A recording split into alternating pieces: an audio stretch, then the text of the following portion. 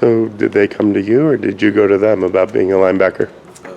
Coach Gibby actually was kind of trolling me during the season last year, saying that he's gonna move me to linebacker, and like I kind of like knew it was coming once the season was over, and so I talked to Dorn and Gibby, and then I feel like they feel like it was the best decision for me. Talking with my family, they feel it was the best decision for me too.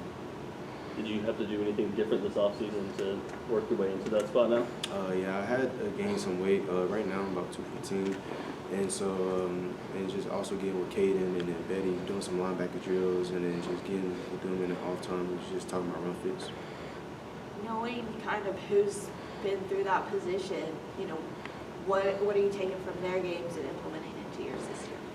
So during the offseason, I went back and kind of watched Peyton's films just to see what he did good, and then I hit him up on talked about like what's the keys to be a good linebacker, and just getting with him and watching the film, it's just going to help me excel at the playing position. How much was that Clemson game where you filled in for him in that last drive? Does that give you any confidence in making the switch, knowing that you did it at a very high level? Yeah, when they told me they were planning on moving a linebacker, I kind of felt like, to me personally, I feel like it was going to be easier for me since I'm more closer to the line of scrimmage, and I don't have to do as much covering as I did at safety. But like I said, I feel like it was going to be easier for me if I just did the transition. How much have you heard the name Jermaine Pratt in the last few months? I seen it on Twitter. I really haven't heard it.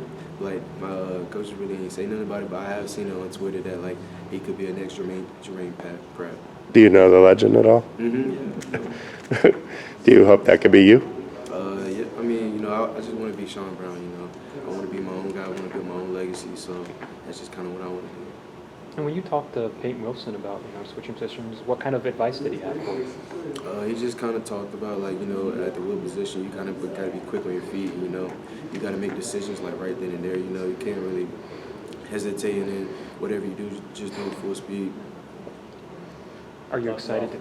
You talked about having less coverage responsibilities. He was one of the best coverage linebackers in the country last year. Did you pick his brain about that, or do you feel pretty comfortable with coverage where you're at?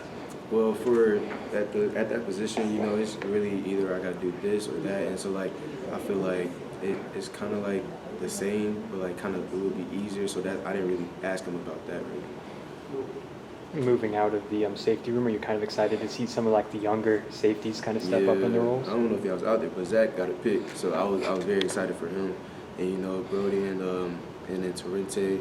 So I'm just Torrente's been with me asking me about the free safety spot, so I'm kind of excited to see how they do.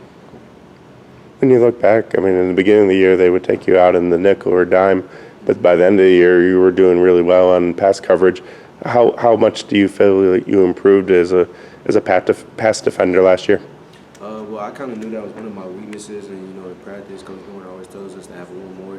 So when we're in practice, I just kind of harp on like my coverages, whether that's man or zone. And so it was just something I really focused on getting better at, and then